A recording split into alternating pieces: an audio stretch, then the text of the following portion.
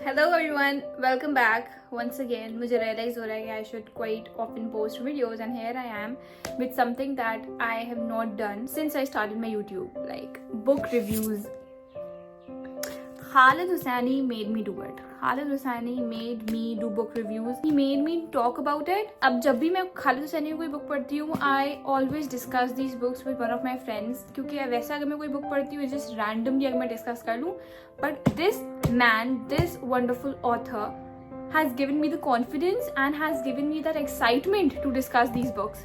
So all of these three books, तीन ही books लिखी हैं इन्होंने अभी तक, and I have read them all. I'm currently reading And the Mountains Equal. मैंने 140 pages पढ़े हैं इसके, but still I guess it's good enough to give a review about it. And these two, I've completed these two. So let's get started.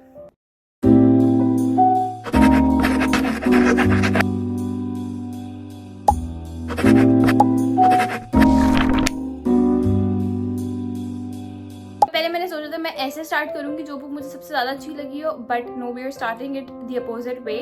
We are starting with the books I read first and then आगे. So the first book I read was A Thousand Splendid Suns. Someone recommended me this book when I was in 9. I put up a poll on my story और मैं कह रही हूँ लोगों को कि tell me a book, and someone recommended me Thousand Splendid Suns. मेरे senior थे वो, and मैंने 11 में बुक पढ़ी है. Oh my god. मैंने कभी ऑपरेशन वाली रियलिटी बेस्ड बुक्स नहीं पढ़ी हैं. सेल्फ हेल्प बुक्स पढ़ी हैं, बट वो भी थोड़ी बहुत. बट दिस बुक, अच्छा, हर बुक से पहले I am gonna tell you the story line. In this book there is a girl Mariam. Basically she becomes an orphan when she was very young. She was married to a man, and फिर उसकी life आगे पूरी operations and all Afghanistan में. Then Afghanistan की जो war हुई उस पर बेस्ड है. देन कैसे तालिबान आए. फिर उस मरियम की लाइफ में there comes this one more girl Laila. Later on she married a boy Tariq, लेकिन उससे पहले फिर उनकी स्टोरी है. It's wonderful. But पता है, a lot of people suggested me that this book would make you cry. I did not cry reading this book, लेकिन it was wonderful. The storyline, the way the writer has written it, presented everything, आपको ऐसा feel होता है कि you are actually living it, you are seeing it with your own eyes. और मुझे ये खालिद हुसैनी की हर बुक में फील होता है. हर बुक में I usually think कि ऐसा लग रहा है कि I am seeing all of those things in front of myself. This book is like 8 on 10 for me.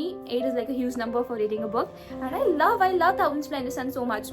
मतलब मरियम की पर्सनालिटी, मरियम की इतनी मदरली नेचर दिखाई दी है.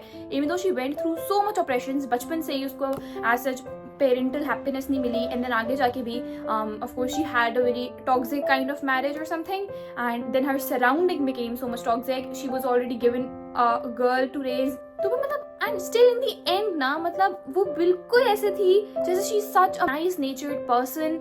She died in the end. This is a spoiler. Mariam died in the end, but when she died she has that heart full of love.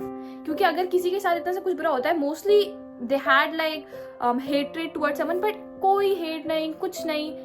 She died with such a pure heart, and मुझे ये बात बहुत अच्छी लगी. And in the end Layla was married to Tariq, जो कि she wanted to marry him of course, and then they lived a happy life, but इतने operations के बाद and everything, and I was like wow, at least happy ending.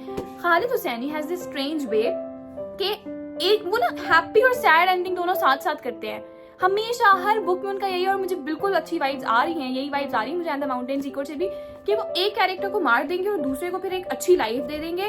दो main characters रखेंगे और हमेशा एक कैरेक्टर की डेथ हो जाएगी इन दी एंड, और एक कैरेक्टर जो है वो अपनी लाइफ सेटल कर लेगा. और फिर लाइक मतलब मुझे समझ नहीं आती है क्या बैलेंस है इस चीज का, मतलब क्या बैलेंस रखना चाह रहे हैं. But it was a nice book, it was a nice read. मैं कभी भी मैं किसी बुक पे नहीं रोई हूँ जितना मैं इस बुक पढ़ते हुए रोई हूँ. I am not a person who cries easily on books. मुझे लगता था कि कौन लोग रोते हैं बुक्स पढ़ के, कौन रोता है, but oh my God, I genuinely cried reading this book. So basically this book is based on two best friends. बचपन से वो लोग बिल्कुल साथ रहते हैं ना. One best friend is like the servant of another best friend, लेकिन उनके फादर जो हैं they are very mutually connected, अच्छे हैं बिल्कुल. वो भी बचपन से बेस्ट फ्रेंड्स रहे हैं, इस वजह से उनके जो बेटे हैं वो भी बड़े होकर बेस्ट फ्रेंड्स बने, like you know that best friend connecting theory. और फिर लाइक वो लोग बड़े होते हैं साथ, and one day something happens. I do not want to give the spoiler. One day something happens जिनकी वजह से उनकी फ्रेंडशिप खराब हो जाती है. Basically there was a bully. वो दूसरे बेस्ट फ्रेंड को बुली करता है, हसन को वो बुली करता है. एंड जो दूसरा बेस्ट फ्रेंड होता है ना, I forgot the name, Hassan and Amir are like best friends. तो एक दिन हसन को कोई बुली करता है, आमिर वो चीज़ देख लेता है, but Amir did not had the courage to stop that man and Hassan really got bullied very bad in that way. जबकि हसन आमिर की वजह से ही बुली हुआ होता है. एक ब्लू काइट आमिर उड़ाता है एंड देन उस ब्लू काइट को हसन लेने गया होता है आमिर के लिए एंड देर हो जाती है and then those person, those people, children, वो उनको पहले से जानते होते हैं, उनकी पहले से ही कोई आपस में दुश्मनी वगैरह होती है and then they bully Hasan and Amir कोई स्टेप नहीं लेता. Amir was just stood there. उसको कोई देख नहीं रहा होता, लेकिन हसन ऑलरेडी सॉ कि आमिर खड़ा हुआ है और हसन कभी उसे कन्फ्रंट नहीं करता इस बारे में कि I saw you standing there and not taking a step for me, जबकि आई वाज बीइंग बीटन या bullied in such a bad way. Amir और हसन वापस घर में आ जाते हैं और ऐसे ऐसे उनकी बात चलती है. आमिर हसन बात नहीं करते आपस में, ऐसा कि हसन जो है ना सब कुछ भुला देता है. ही इज लाइक फाइन, कुछ नहीं होता. वो ऐसे प्रिटेंड नहीं करता कि उसको कुछ पता है. लेकिन डिस्पाइट आमिर की गलती होती है, Amir start growing further away from Hasan कि मैं इससे दूरी बनाता रहूं और वो उससे दूरी बनाता रहता है. इन दी एंड आके आमिर जो है वो एक काम करता है, वो हसन के ऊपर चोरी का इल्जाम लगा देता है, उसको फ्रॉड में फंसा देता है थोड़ा बहुत, इस वजह से कि बस उसके घर से चले जाए, क्योंकि वो आमिर इतना गिल्ट में होता है कि बस उनको देख नहीं पाता. यहाँ पे मुझे बहुत गुस्सा आया था कि आप गिल्ट में हो तो आप अपना गिल्ट मिटाओ, आप किसी दूसरे. I loved Hasan in this book. मतलब इतना प्यारा, इतना सोबर, नाइस चाइल्ड वाला कैरेक्टर है उसका इसमें. जबकि फिर आमिर वो just a child, of course वो नजर नहीं मिला पा रहा होता हसन से, इस वजह से वो फंसा देता है. हसन जो है वो अपने फादर को सारी स्टोरी बताता है उसी दिन जिस दिन चोरी का इल्जाम लगा होता है. और आमिर के फादर आमिर को डांटते हैं, कहते हैं मैंने हसन को माफ कर दिया, कोई बात नहीं, तुम लोग मत जाओ, because they were very nice friends ना. उनकी मदर्स की डेथ हुई होती है, दोनों मदर्स की. तो फिर भी वो चले जाते हैं छोड़ के. बस फिर आमिर अपने फादर के साथ यूके मूव हो जाते हैं, देन उनकी लाइफ वहाँ कंटिन्यू रहती है. फिर वो वापस आते हैं, उनको पता चलता है कि हसन से वो मिलने वापस आता है. उसको बाद में पता चलता है कि Hasan was his half brother. वो वापस अफगानिस्तान जाता है देखने, तो हसन की फैमिली होती है वहाँ पे, लेकिन हसन की डेथ हो चुकी होती है. हसन डिड नॉट नो कि आमिर आगा, वो आमिर आगा बुलाता है कि Amir Agha and like Hassan were brothers ना. तो this was such a shocking turn for me कि ये क्या हो रहा है, ये कैसे हुआ इस बुक में. मतलब एंड देन जब मुझे ये बात पता चलती है ना कि हसन की डेथ हो गई होती है ऑलरेडी अफगानिस्तान में और आमिर से नहीं मिला, आमिर बस वो बचपन में मिले होते हैं जब. I was literally shocked. मतलब I could not stop crying that night. मुझे अभी भी याद है, इट वॉज 2:45 AM और समथिंग. मेरे घर में सब सो रहे थे, तब जाके मैंने ये वाला सीन पे आई थी. मैं पढ़ते पढ़ते मैं इतना टूट गई थी. मैं सोचता था यार Khaled Hosseini, why do you have that obsession of doing it. अब बुक क्या, बुक फिक्शन रखो, आप बुक फिक्शन रखो. बुक हम पढ़ते हैं इसलिए कि हम हीरो, आप किसी एक कैरेक्टर कैसे मार सकते हो. खैर फिर लाइक आमिर रिपेंट इस तरह करता है कि वो हसन के एक चाइल्ड को अफगानिस्तान से बचा के ले आता है, अपने पास रेस करता है पूरा. That was quite a bit of a scene कि कितनी उसको स्ट्रगल करनी पड़ती है उसको लाने में उसके बच्चे को and all. And it was wonderful, it was just really good. 10 on 10.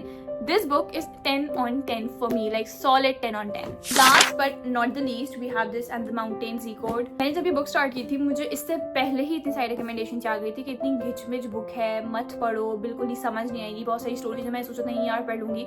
शुरू में मुझे भी लगा था कि क्या हो रहा है, ये इतनी मिक्सअप स्टोरीज हैं. मतलब अभी मैंने हाफ बुक पढ़ी हुई है, मैंने पूरी बुक नहीं पढ़ी हुई, बट लाइक बहुत ज्यादा स्टोरीज है लेकिन अच्छी है काइंड ऑफ. मुझे लगा है कि इसको जो है ना कोई अवार्ड भी मिला है इस बुक को, that's why I bought it. और ये खालिद हुसैनी की लास्ट बुक भी थी. I love this author already, मैंने उनकी 2 बुक्स पहले पढ़ी हुई हैं, that's why I had to read it. मतलब स्टोरीज का मिक्सचर है बहुत ज्यादा. अभी तक कोई ऐसी प्रॉपर एक बंदे की स्टोरी नहीं है, मतलब कि एटलीस्ट 5 कैरेक्टर्स के नैरेटिव से स्टोरी सुनाई हुई है. तो I am just still reading it और इतनी घिचमिच नहीं है अगर आपको थोड़ा सा इंटरेस्ट है. लेकिन ये है कि अब मेरा इंटरेस्ट ये टाइप है कि अगर एक बंदे की स्टोरी चल रही है ना तो बस उस एक बंदे की ही चलती रहे. अब इसमें ऐसा है कि एक बंदे की लाइफ स्टोरी बता दी पूरी, देन अगले बंदे की लाइफ स्टोरी बता रहे हैं, फिर उससे अगले किसी बंदे की लाइफ स्टोरी बता रहे हैं. तो अभी ऐसा चल रहा है. अभी मुझे उसका कंक्लूजन टाइप तो मुझे नहीं पता क्या होगा, बट आई एम श्योर किसी न किसी की डेथ होगी. I am so sure. और हो भी चुकी है. अभी 140 पेजेस में एक डेथ हो चुकी है. परी की मम्मा की डेथ हो चुकी है. And it's like okay, so this book abhi tak it's 6 on 10 for me or 5 on 10 for me, like whatever you can say. This was all for today. मैंने कभी book reviews नहीं किए, but I had to do this and let me know if I should do it more. अलग self help books which मैंने पढ़ी हुई हैं. So yes, meet you in the next vlog.